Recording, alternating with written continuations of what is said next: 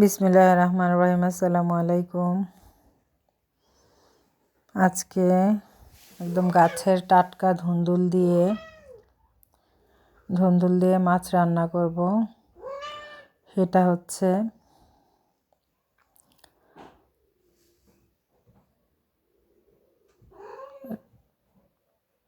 হচ্ছে কি মাছ জানো, মাছটার নাম আমার খুব ভালো মতো জানা নেই।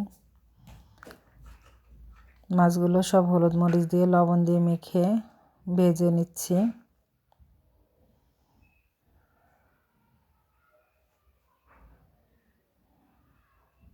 আমরা এটাকে গ্লাস কাপ বলি, অন্যান্য জায়গায় যে যেটা বলে আর কি। মাছগুলো উল্টে পাল্টে ভেজে নিচ্ছি। আমি কুমড়ো বড়ি দেবো মাছের মধ্যে, এজন্য কুমড়ো বড়িগুলো লাল লাল করে ভেজে রেখেছি। মাছগুলো উল্টে পাল্টে ভাজা হলে নামিয়ে নেব। তারপরে আমি পেঁয়াজ কুচি, কাঁচামরিচ ফালি দিয়ে মাছগুলো তুলে নিচ্ছি। যেভাবে মশলা দিয়ে কষায় সেভাবে কষাবো।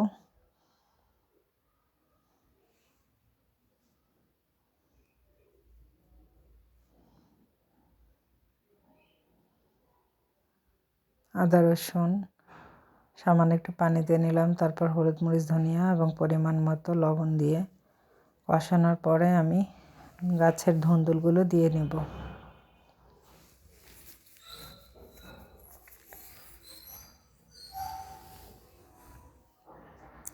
মশলা যত ভালো কষবে ততই তরকারিটার স্বাদ ভালো হবে।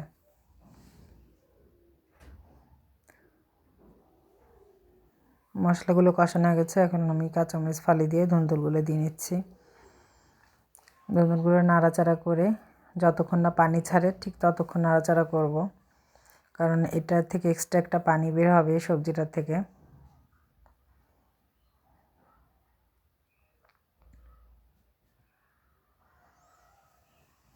একটু হাঁড়িটা চেঞ্জ করে নিচ্ছি। ধুন্দুলগুলো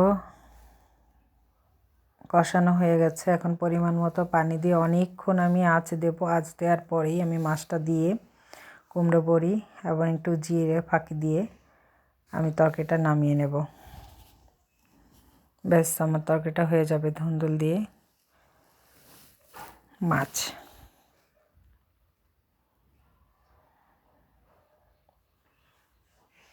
আসসালামু আলাইকুম।